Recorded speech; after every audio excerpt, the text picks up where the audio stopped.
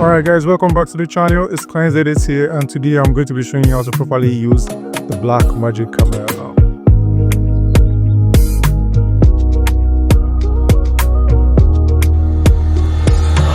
In case you don't know, your normal original camera isn't giving you the best quality and the best results to your works.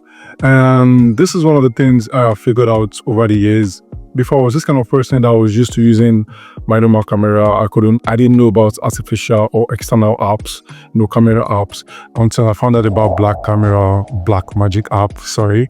And ever since then, I've not used my original camera app because there's just a huge difference between an artificial app or an extended app, camera app, and the original camera app. So if you're using iOS, literally Blackmagic Camera is the best extended app you'll get. And here today I'm going to be showing you guys how to properly use that in the basic way. I'm not going to go too deep into it, but yeah, I'm just going to be showing you guys, I'm giving you guys enough settings to bypass your way. And also I'm going to be explaining basic camera settings like shutter speed, iOS, frames per second, and all the rest. I'm going to be teaching you guys what they mean so you can properly know how to use these things. So yes, let's get straight into it. First of all, you'd want to download the Blackmagic Camera app from your Play Store. I'm not sure it's on Android, but you can just go to your Play Store, then download the Blackmagic app. So once you have it, then yes, you open the app. This is the very first thing you'll be seeing. Once you open the app, you'll be seeing this horizontal stuff right here. First of all, the first thing you want to do is to go to the settings. And once you get to the settings, you want to click on codec. Right here, the first thing you want to do is click on codec and pick HEVC. And leave it at keep the bitrate at high. Don't put it to max because the more max, the more space it takes. So you can just leave it at high. Go to your resolution and leave it at 4K. If you leave it at 720p, still a little bit okay, but I would recommend 4K. Go to your color space and leave it at Rec 709. Now, in the color space, if you're using probably iPhone, I think 15 upwards, I think 15, you would have something they call log, which is something I badly want to use because it's literally makes your shooting 10 times better. It's going to give you this kind of blank lens when you're shooting. I really can't explain it, but it's just going to skyrocket your your shooting. And if you're using nothing less than iPhone 15 or I think 14 Pro, is not going to share your phone.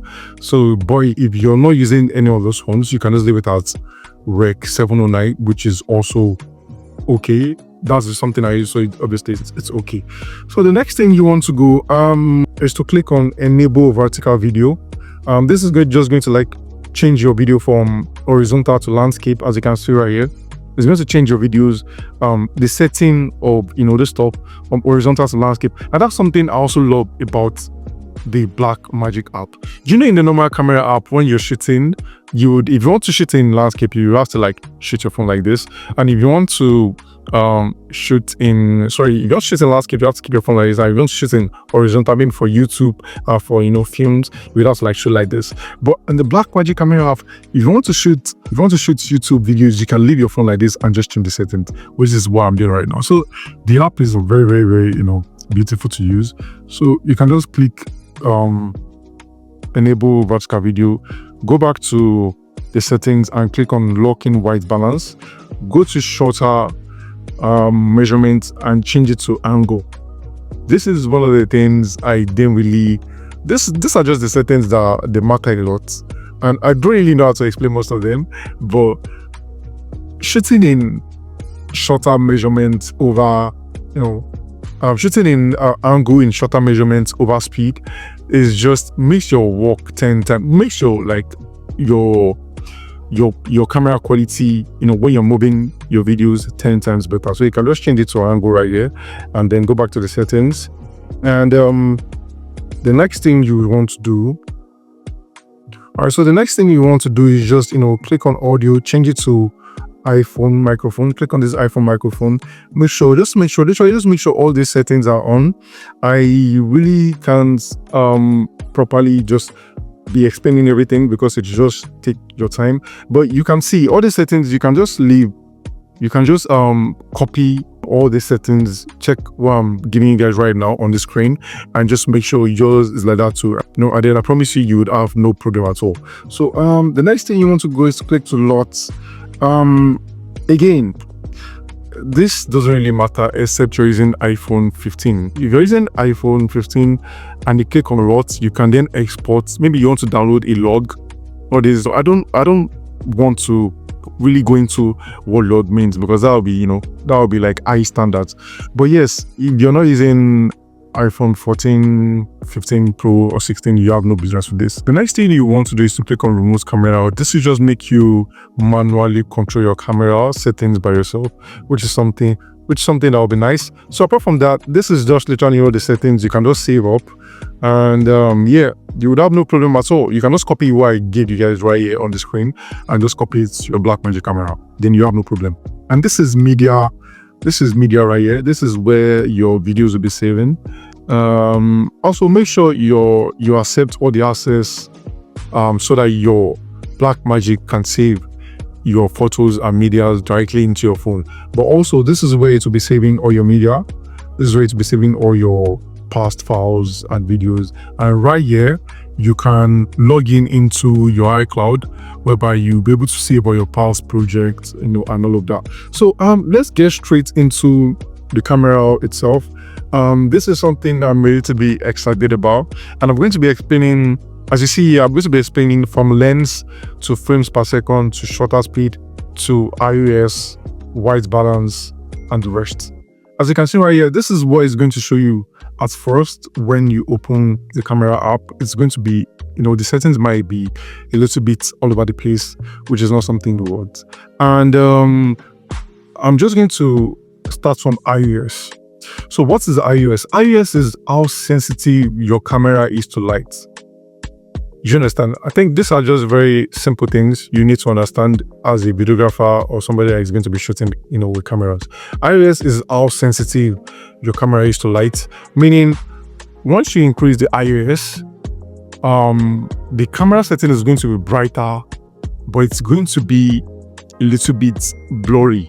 Do you understand? So if I'm shooting at midday, like in the day, it's best to leave my iOS as low as possible. The lower the iOS, the better the quality. Do you understand? But if I'm shooting at night, probably we don't have light, something like that. I don't know if I can. I'll probably put one of the videos I have to show you guys in either outside of the screen to see what I'm talking about. So if I'm shooting at night, you can increase the iOS a little bit, but once it is too much, the quality is going to be a little bit blurry. As you can see, something like this right here or something like this, I'm going to put it at the screen whereby I was shooting in the night and I was like increasing the iOS. If you can notice, there's a little bit of noise in the camera quality. That is not something you want, which is very, very advisable to take lighting and shoot with lighting in the night, whatever you want to shoot. But also, if you don't have any option, then you can obviously increase your iOS, all the way to the top.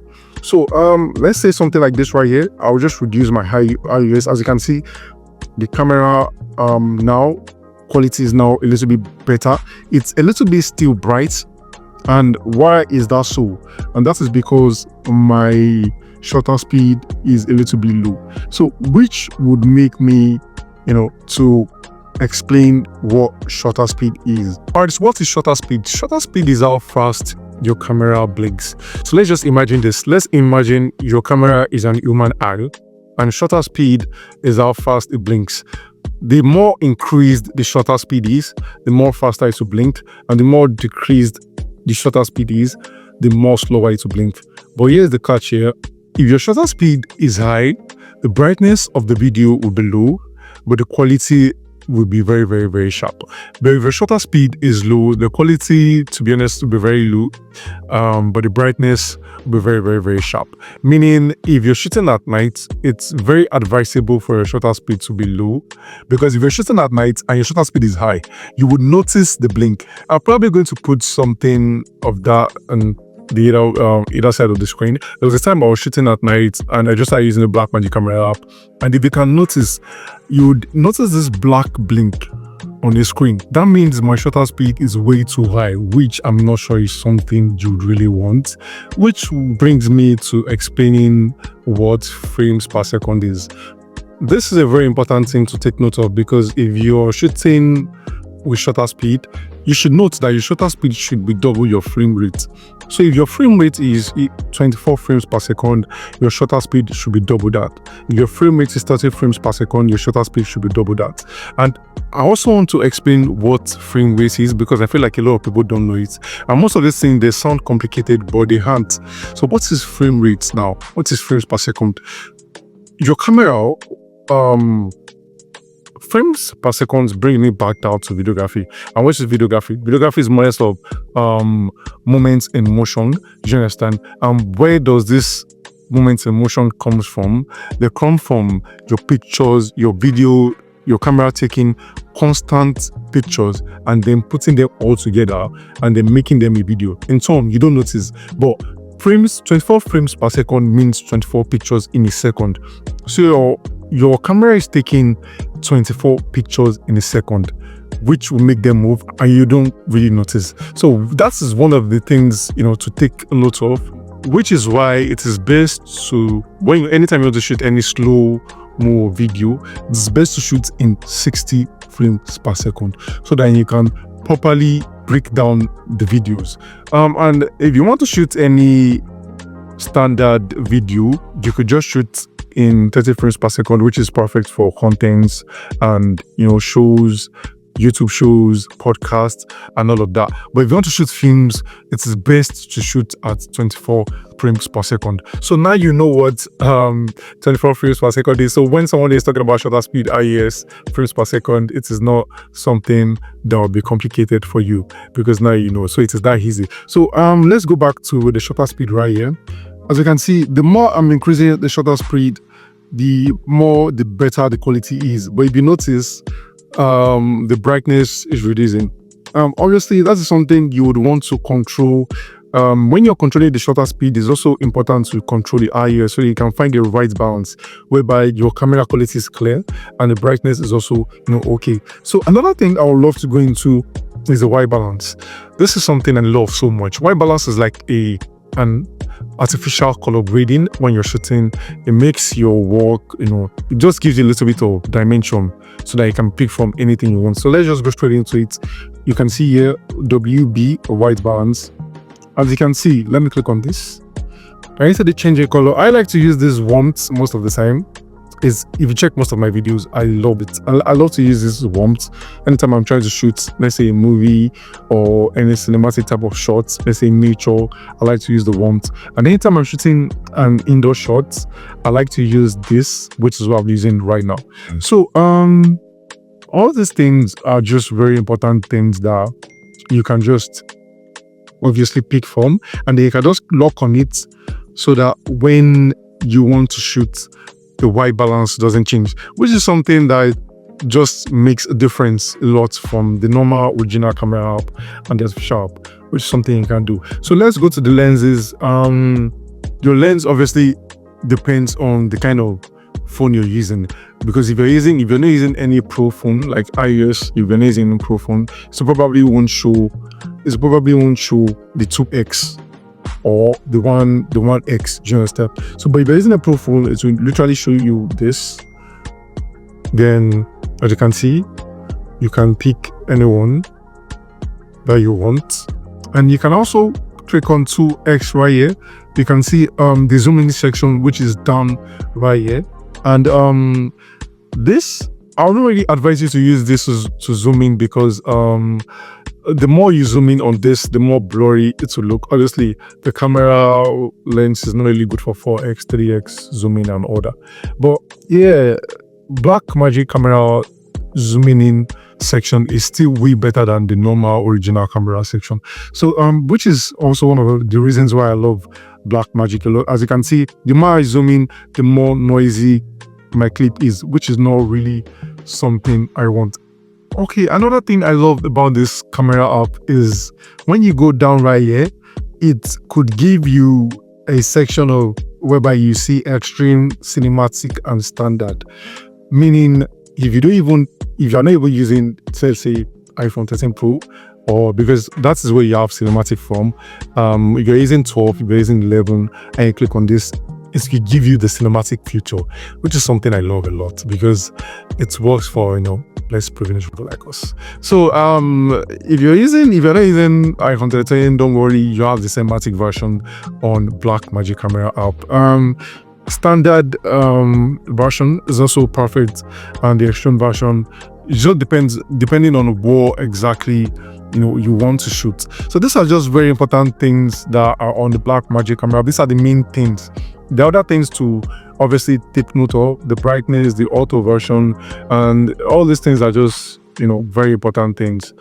There's a lot of things in Blackmagic Camera, but obviously these are the main things. And I believe you guys have been able to learn a lot from this video.